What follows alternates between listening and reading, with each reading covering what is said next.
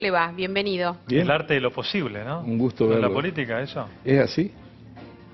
Estamos Algunos así son como, artistas y otros no. estamos como, claro, Sí. estamos como medios trancados en este momento, ¿no? Estamos No. como el tránsito. Pero sin detenerse, despacio. Pero el problema antes que se paraba mucho. Ahora, marcha lenta pero sin detenerse. Eso es una buena señal. No hay que sobreactuar, pero me parece que es como subir el Himalaya en bicicleta. No hay que pedalear de golpe, hay que guardar oxígeno siempre, ¿eh?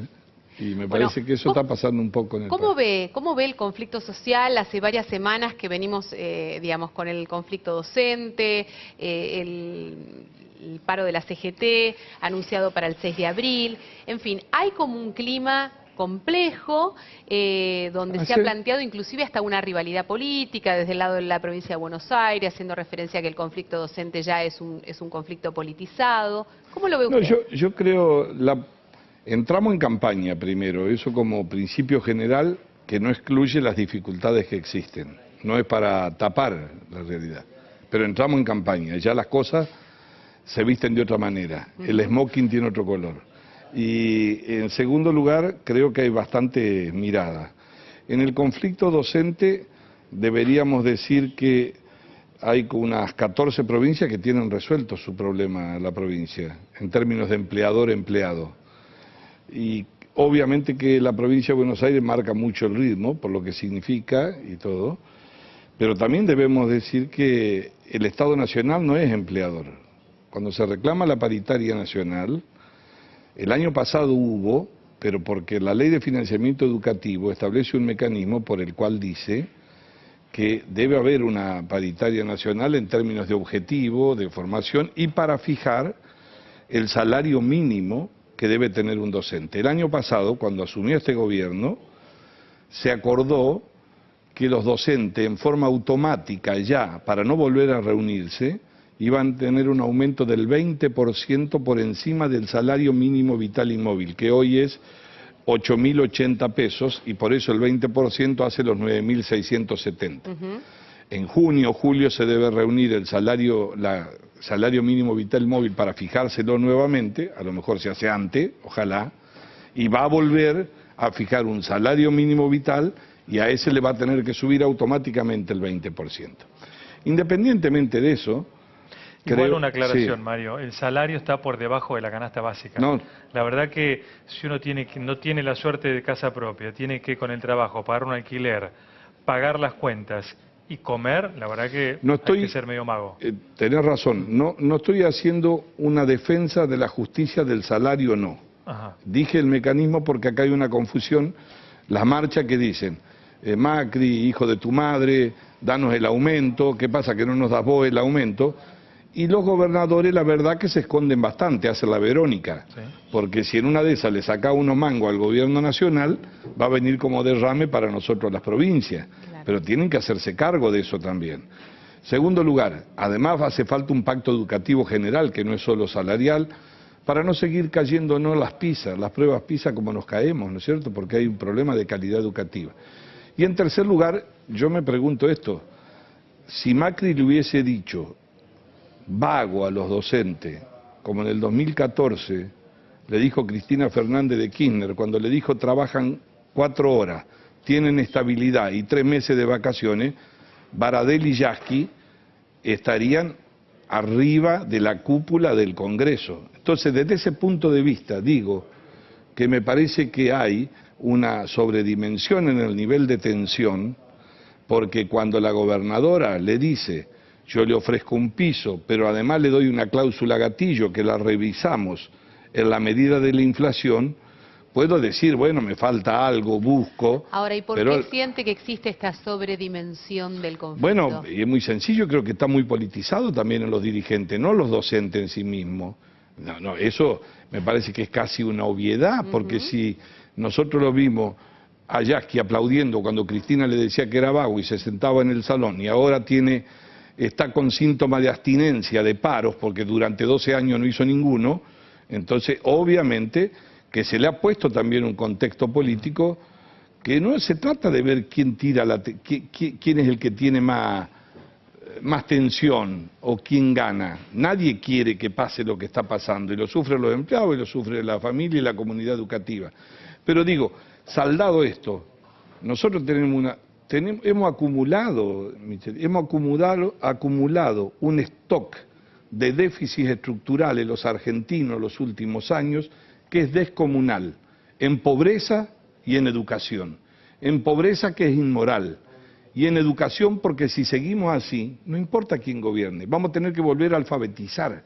Entonces, hay un momento a donde la misma injundia que se pone... No quiero hacer una pelea de chico de eso. No, si uno pudiera despojarse de lo político y ver realmente el número, la realidad es que también los docentes reclaman una recomposición de lo que se perdió el año pasado, sí. Que obviamente el 35 parece claramente excesivo, digamos, un 25 más un 10. Pero la verdad que hemos perdido poder adquisitivo. Pero por supuesto, no, ¿cómo sería una necedad no reconocerlo? Pero quiero decirte que entre el 2005 y el 2013, 2014, hubo 62% en el salario de aumento en la época del kirchnerismo, y no había estadística, y decían que había menos inflación y menos pobre que en Alemania.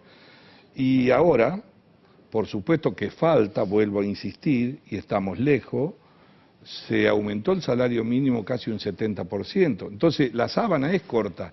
¿En qué país estamos? ¿En qué Argentina? Y no porque el gobierno no cometa errores, obviamente que los comete, y algunos pueden ser innecesarios. Lo que tengo la impresión es que a un año, a 15 meses de gobierno, algunos lo juzgan de una manera tal que casi le piden que se vaya, pero a su vez piden amnistía por los 12 años que gobernaron ellos. Eso es medio difícil de conseguir. ¿No? Evidentemente hay un costo, después de no tener estadísticas durante tantos años, sí, en decir y blanquear de alguna manera la situación en la que el país se encuentra en términos de sí, inflación, en términos de pobreza, en términos de desempleo. Eso, digamos, es indiscutible definitivamente. Ahora, lamentablemente, eso no está siendo acompañado con una pequeña esperanza de despegue, porque las últimas cifras en el día de ayer justamente hablan de que la pobreza aumentó, que esto ya se había notificado, que la industria no arranca, que se está guardando qué es lo que pasa con la obra pública y la construcción, y entonces terminamos, pareciera ser como en un círculo que no termina de salirse de su propio conflicto, sí, ¿no? Yo te diría, quiero ser muy prudente, moderadamente optimista, y te diría que es cierto que hay gente que le falta plata en el bolsillo. Es cierto que las estadísticas no es sinónimo solamente medir la inflación. Un país sin estadística es un país sin carnet de identidad. Es una sociedad que no sabe dónde mirarse para saber qué tiene que proyectar. Eso se recuperó. Eso no es que le vaya a dar voto al gobierno, no. Lo empieza a convertir en un país en serio. De tal manera que la oposición hace oposición sobre los números que son negativos para el gobierno. Ahora, cuando los números empiezan a asomar en algún sector en forma positiva, ya le han dado credibilidad, no lo pueden tachar. Eso lo capitaliza el país. Segundo lugar, es cierto lo que vos planteás de la economía, pero la economía es un serrucho.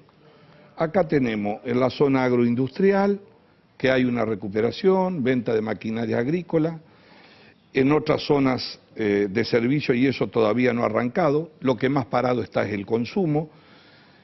No quiero hablar de la pobreza en cifra, porque es como que yo diga, tuve una conquista porque bajaron 500.000 ahora. Definitivamente. No, porque yo a la pobreza tengo que decir que es una inmoralidad para este país, pero tengo que combatirla. Gobierne quien gobierne, no se va a saldar en un día la ansiedad colectiva de la sociedad. Entonces, es cierto que el desafío es ese. Creo que comenzamos, como te dije lentamente, a subir el Himalaya. ¿Qué falta? Cerrar ese círculo. ¿Por qué? Porque también la sábana es muy corta. La sábana es corta. Fíjate que este gobierno, el gobierno de los ricos, como se sabe decir cuando te estigmatizan, es un gobierno que ha invertido en políticas sociales lo que nadie imaginaba, lo que ha puesto, si no quiere decir inversión, lo que puso de plata. Asignación universal por hijo, el crecimiento de las asignaciones familiares, cosas que Cristina lo miraba por la ventana. Mínimo no imponible de ganancia, que fueron 50.000 millones de pesos de arranque. En mi criterio a lo mejor había que mejorar las escalas. Se mejoraron las escalas. Entonces, lo de los jubilados, ni hablar, no me quiero demorar. 1 millón de jubilados están cobrando lo que tenían. Entonces, creo que no hemos arrancado del todo, creo que no estamos retrocediendo, pero lo que me llama la atención son dos cosas muy breves. Una, que la dirigencia sindical, que cuando vio que vos estabas en plena recesión y venías del otro gobierno, te hacía una movilización, ahora cuando empezás a arrancar ya te quieren sitiar. Y en segundo lugar, ¿quién está pensando en la Argentina lo que se nos viene encima? ¿Qué va a pasar con el desempleo? ¿Qué va a pasar con la tecnología? Porque podemos reclamar y hacer movilizaciones, pero alguien tiene que tener un debate, empresarios, trabajadores, la política. Estamos con una asignatura frente al mundo que se nos viene encima, y eso no lo ve nadie. La Argentina está en mora en esa discusión.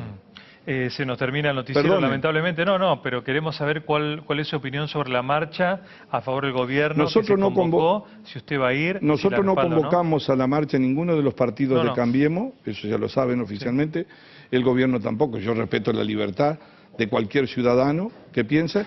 Yo no creo que vaya a haber golpe de Estado, le digo francamente. Creo que hay golpistas que siempre añoran, pero son muy pocos. No hay ni contexto afuera ni contexto adentro, la sociedad ha madurado mucho.